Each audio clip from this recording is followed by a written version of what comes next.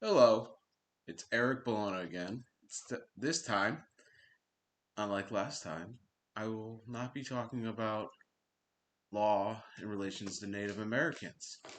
I will be talking about reparations, particularly about remains. The book today is Reparation Reader, Who Owns American Indian Remains. It's right here. Edited by Devin A. McCuse. So, I'll get to the author in a few minutes, but let's start with the press. So the book's from 2000, and it was published through Nebraska Press. Nebraska Press was founded in 1941, also known as UNP.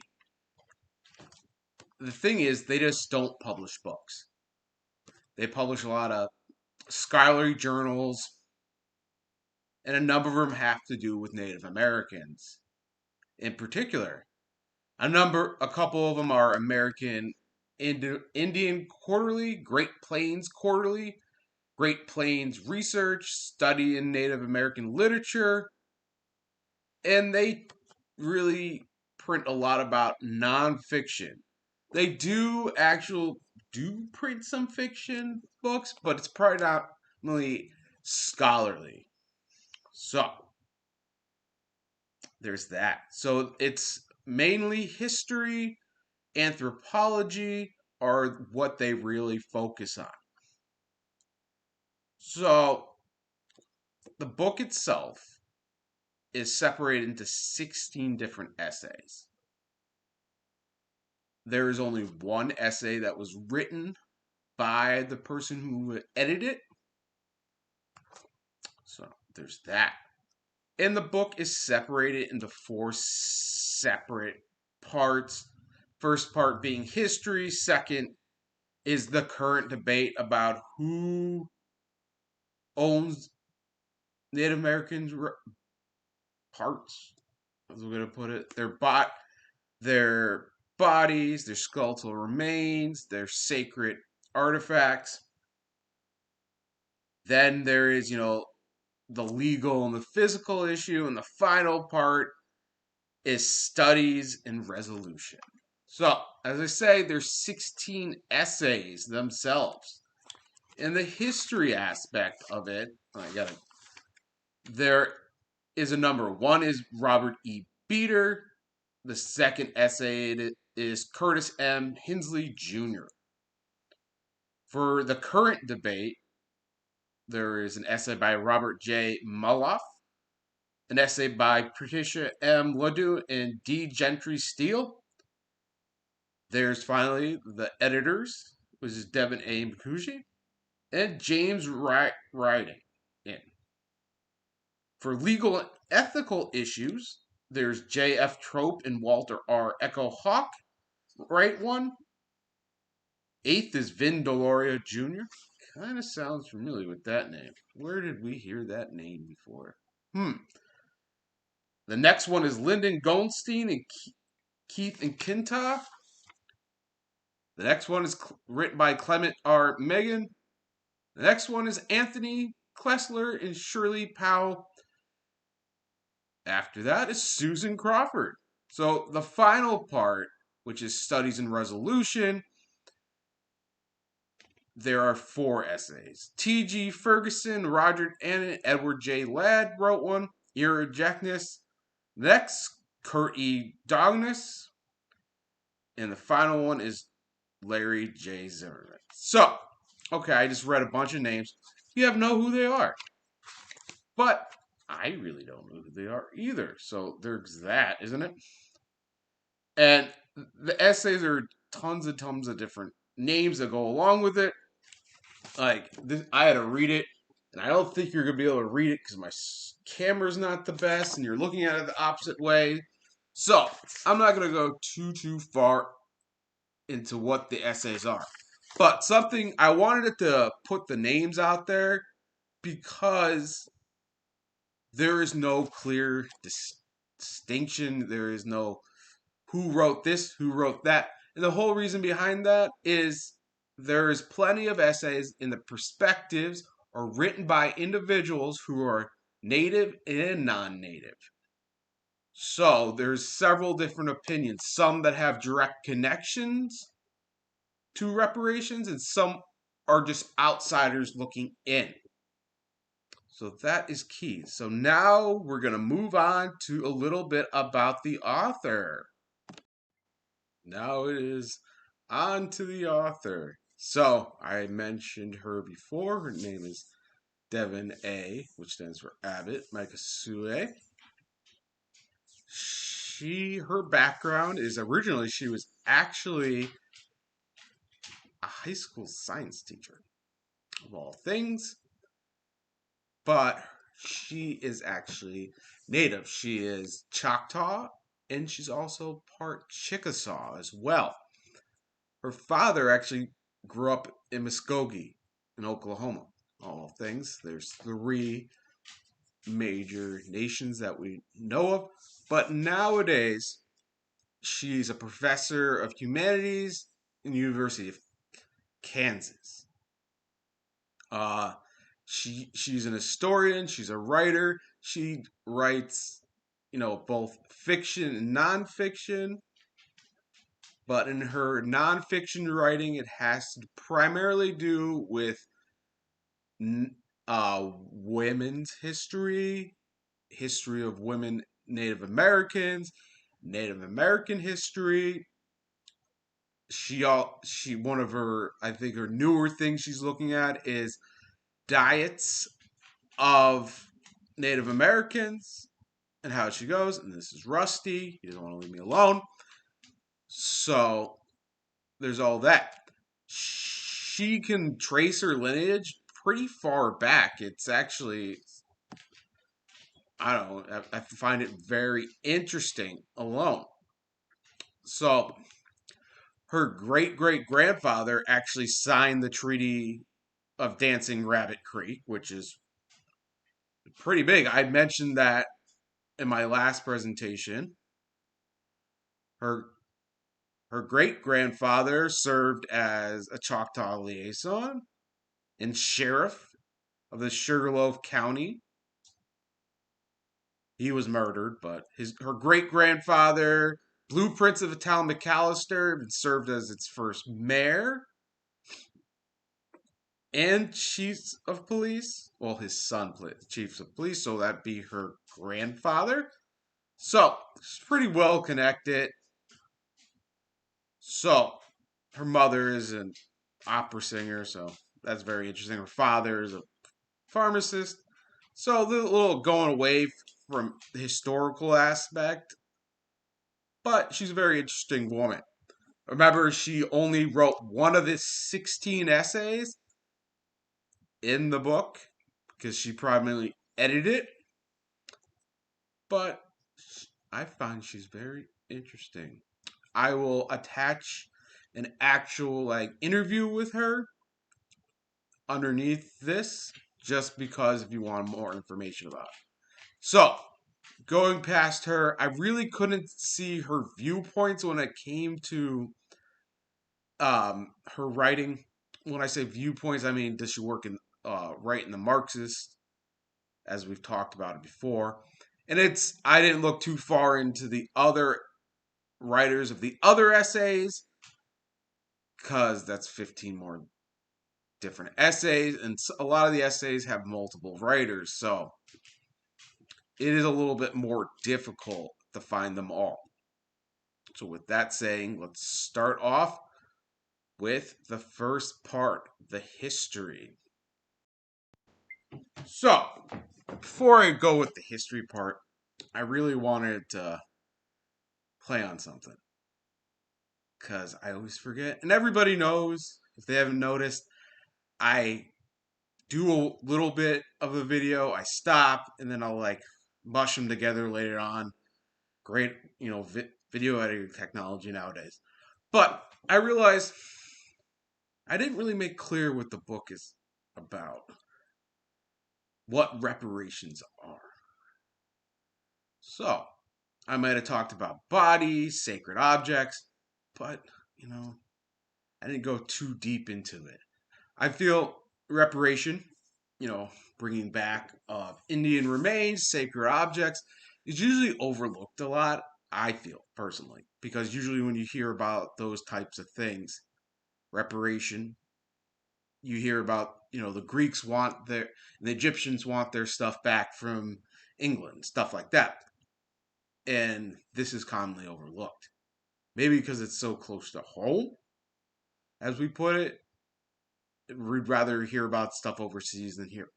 But that's really just what I really wanted to talk about real quick at that. But moving along to the history part, as there's two essays, two different people wrote them, and it's kind of going to start to look at the history and the historical mindset behind reparation and more overly American Indian remains. I use that phrase is because when I learned it was Native American or American Indian. Depends who you were talking about. And on the cover and in the title, it's who owns American Indian remains. So, but past that, let's go. I know I go a little bit tangents. See me in classes. So, we're going off this history, historical content. Talk about ethnographic and anthropologist. It seems one of the biggest historical why they can do this goes back to I feel like the first time we got back together that there was a massive push of anthropologists going out west in the late 19th century, and it was because they thought American Indians would not be around for much longer, that they would cease to exist. All the different nations, tribes, how you want to call them, were going to go extinct. Now, we do know that didn't happen, but people back then didn't realize this. So it might seem strange.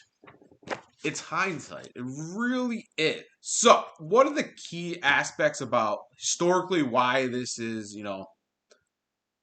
easy?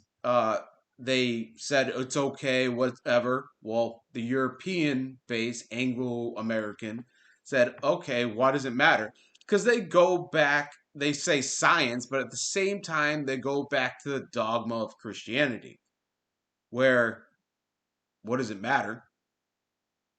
The person is no longer in there. Their soul has left, according to their, Abrahamic Christian viewpoint. Okay, that's one viewpoint. It doesn't take into account religious beliefs or beliefs in general of American Indians. So, do that what their belief systems say that exists or not? And they actually name this. It's called monogenism. So, just want to throw it out there. That's the official term they actually use. So, the whole aspect going past them dying out, Americans, as they put them, I always hate that term. It's like, where from America are we going? But, Anglo Americans, people from the United States, thought Native Americans were incapable of keeping up with their history. They clashed. They didn't have the rhetoric. They weren't, intelligent enough to do these things. They didn't, they thought they knew what was better for them. And this is really what they're pushing for as a reasoning behind it, which is horrible, as we know, as adults, as historians.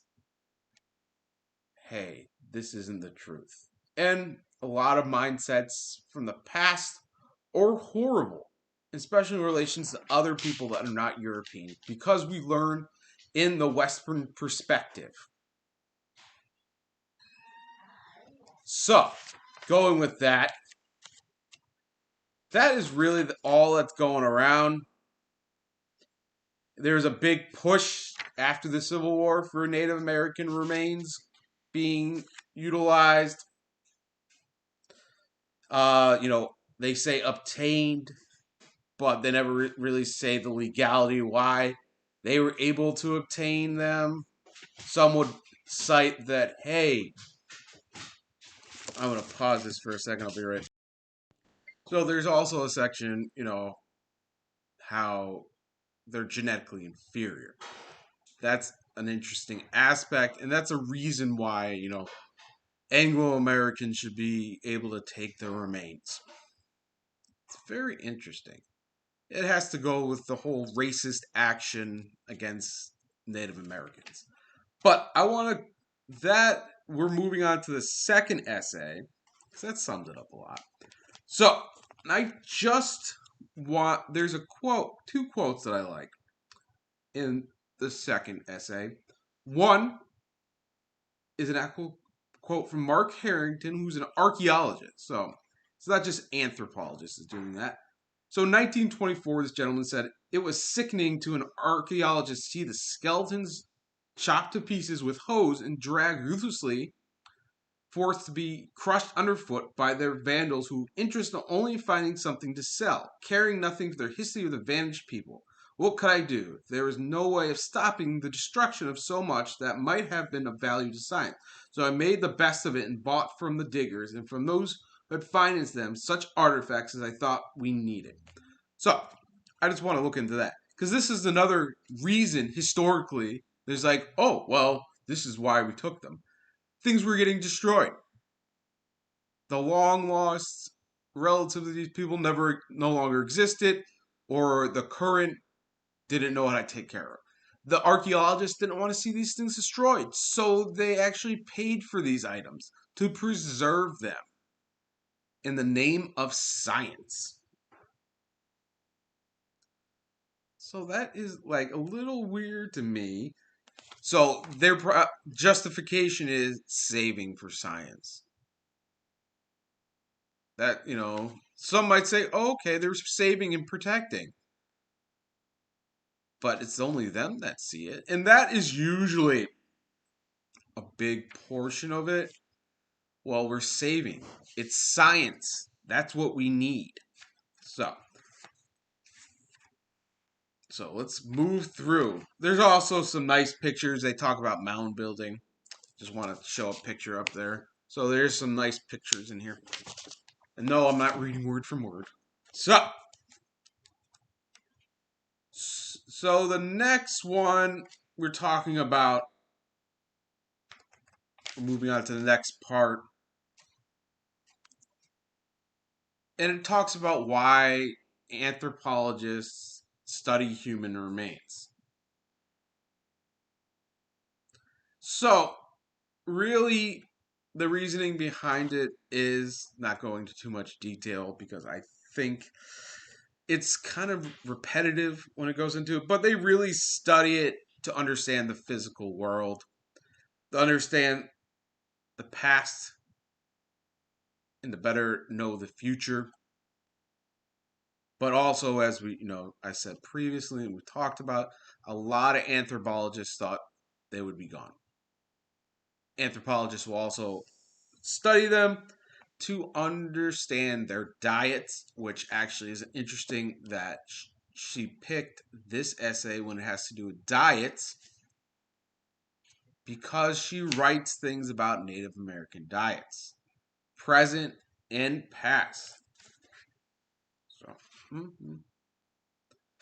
and then there's a whole chapter section, as better put, because it's not chapter based unless it's essays that talks about why they, go over so many different individual, huge population, and it decides differences. And the things they're looking for is not just the diet themselves, like the food they ate, but what medicinal aspects. I know I was having a discussion about medicinal aspects, and they've been using as a human civilization, as Homo sapien, Homo erectus, Homo neanderthalis. They've been using medicinal substance for, you know, 2, 3, 4, 5, 6, 700,000 years. You know, it can go back and back. But in the essay that she wrote, which I actually liked, is, I believe she still writes it. Yes, I would just think. But she talks about how things really hasn't changed about the perspective of Native Americans. There's still ridicule, there's still racism, and in the science aspect of it, the bones, knowing their diet, didn't really, help development of science in modern times, as they put it. So, especially when they started doing this, because they didn't have the technology then to understand how this possibly could have helped the future. And she points out something very interesting that, and this is a detail that's important, that why there's still such a major pushback about getting reparations, getting these bodies back. And it's because anthropologists would actually lose money. You know, jobs would be gone. There no longer be all these grants. And overall, they can no longer study these remains.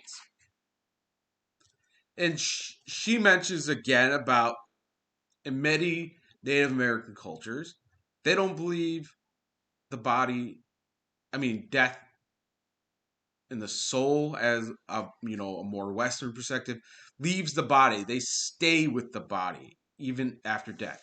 If remains are disturbed, if objects are taken away, the soul could never be at peace. And I know it's a Western word, and I keep using it. In a better way, probably would put spirit. But as I'm saying, that's what it is. So, moving on, she speaks about it as well. But details have to do with grave robbing and the justifications of grave robbing, going back to the historical aspect of it. It's not just, they call it scientific grave looting because they say they're doing it in the name of science. But there's several points pointed out about people were looting not just for science, or they said they were doing for science, but they were really doing it for profit. Smithsonian has so much Native American artwork, sacred relics, bodies. It's ridiculous. So I just wanted to put that there. But moving on to, archaeologists, people who say they're archaeologists, people would literally buy private land or go onto private land and remove artifacts and then sell it away. And they said it because they were archaeologists or routine. But they would not just sell the land away when they were done with it, they would sell the actual relics, sacred items, and move on. They were doing it for a profit. They were doing it for personal collections. And I want to tell you this. I actually have seen this firsthand. I had years ago, I worked at somewhere else, and my boss brought some. He's like, Eric, can you identify what Mesoamerican culture this comes from? I'm like, I don't know. It looks like Olmec or maybe Mayan. So, and he's like, yeah, my father just broke it off some temple down in South. I'm like, oh, okay. And he did it. His father did that for a personal collection, not to sell it, but his personal collection is just as bad as trying to make a profit. He literally desecrated a temple for a keepsake, and that is a little ridiculous, I'm gonna say. I don't know. I would love to hear your viewpoints on that one. So now we're moving on to legal and ethical issues. So I just want to start off with a quote that actually appeared earlier on. It's going to appear again. Is that people literally still say then and now. Well, this book was written in 2000, but the only good Indian is a dead Indian. Literally, it's still kind of used at anthropologists today. I don't think it's used as much, but it's something that's still said, which is a little ridiculous. If because if there's no more Native Americans, they wouldn't have all these issues. So the first core legislation is known as the Native American Grave Protection and Reparation Act, and it's really human right legislation. It all has to do with cultural and physical atonement, as you could say it was. But there's a lot of issues that come with this. It says all federal, state, and local governments need to return Native American remains and sacred objects back to the tribe to which they belong. But they need significant information to make sure it's going to the right tribe. It's a little strange. And I just want to say that this law does not help people that were tribes' sacred relics, sacred artifacts, just artifacts in general, including bodies, rely in private collections. It's only on a governmental level. So, this all, so getting the remains back, reparation, it has to be a governmental, you know, agency like the Smithsonian. So, their clanmates actually have to do, and there's exceptions to all these. There's always exceptions to these types of laws. It's kind of ridiculous. If they need to do additional investigation into these, if the identification of which tribe they really belong to, they have to show rights. They have to show proof that these remains, these artifacts belong to them. It's the truth. They have to make a case. It's not just like, those are our ancestors. Please return. No, they have to make an actual case to the government to get these things back. And things is a very insensitive way to put it. So, and this, was legislation was put in 1990, so it's not that new.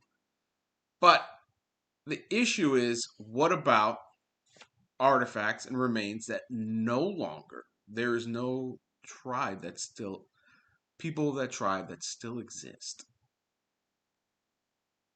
So, that is a key issue. And one of their statements of how it's supposed to go about is that the remains, the artifacts, would go back to the closest related tribe or tribes that still exist in that region. So that is one thing. Also, it's now illegal to sell Native American artifacts, even in the private sector. So there's that. But, it goes on, and then it talks about moral principles and how is it morally right to give them the remains back? There's so much science that can be taken away from it.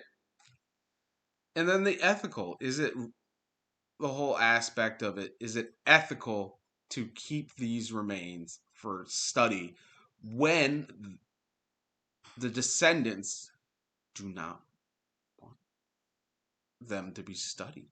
They want them returned.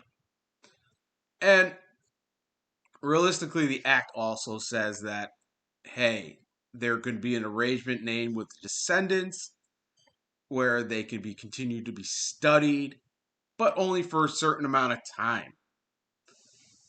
And this all has to do with, education is a very still a racist aspect. There is actually a section saying giving back the objects which include artifacts and remains, would be the easiest solution. But they don't want to. And the fact that, you got to think about this, they don't know where all they are. Like universities might have them, but they're down in archives that you will never be found, that they're not going to dig through. So there's like, that's the whole thing. There's a lot of issues along how the legality of it, and who's going to actually, give it back. Are they going to admit?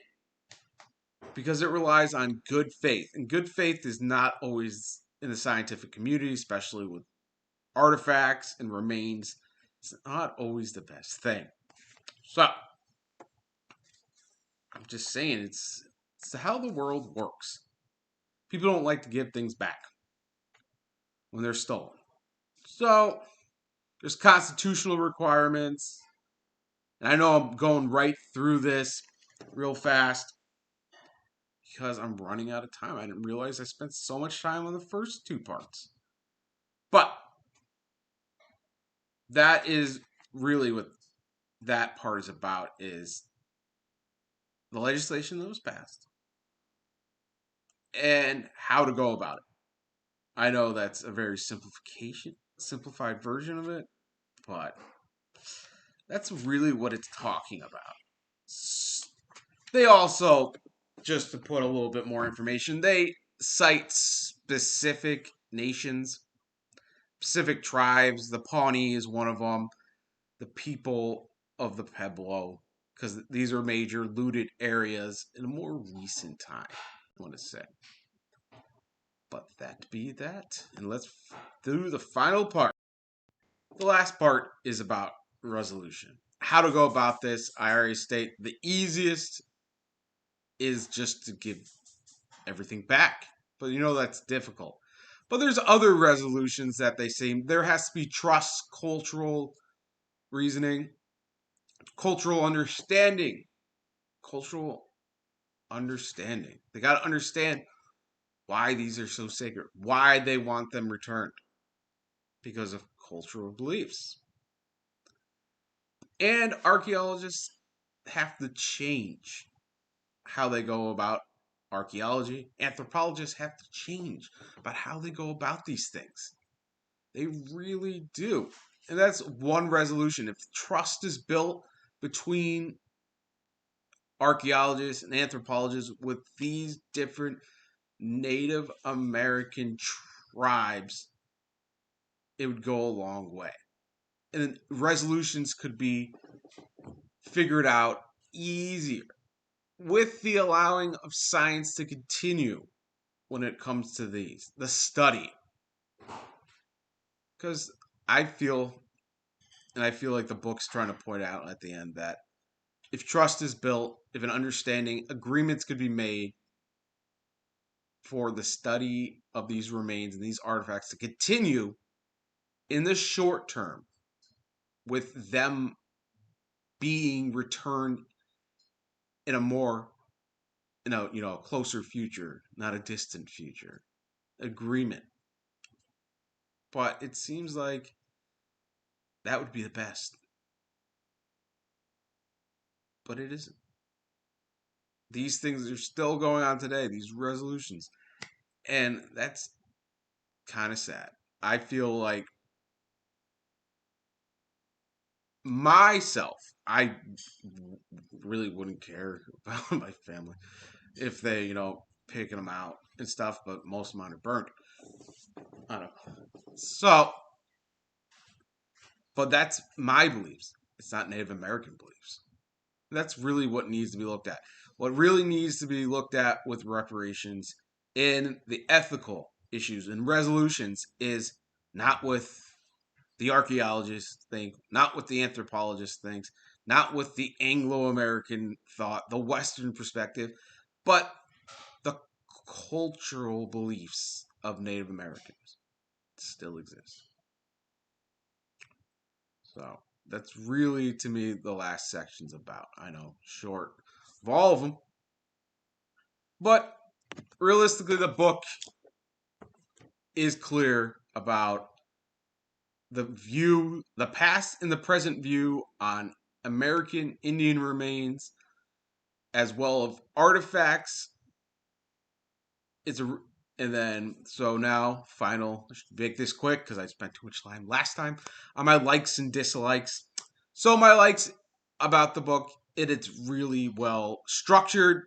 They have 16 essays from 16 different people, which is not true because there's multiple authors, but there's a lot of perspectives in there, and it's nice that when she edited it and structured it, that she did it by subject, topic, main topic, not just threw everything together randomly, which could be a little bit confusing.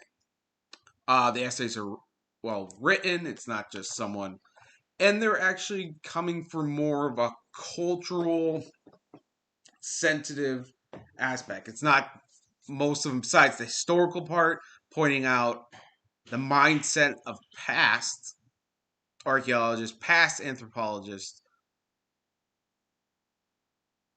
but what we more of a modern view on what they thought, because we can't erase the way that people thought in the past. There's no way around that. But the thing is, and I liked how it showed the evolution of the thought process around this topic, but at the same time, it made a case very well that not a whole lot has changed. Going back to that quote I used that was used a century or two ago, and it's still used like a couple decades ago about the only good Indian is a dead Indian.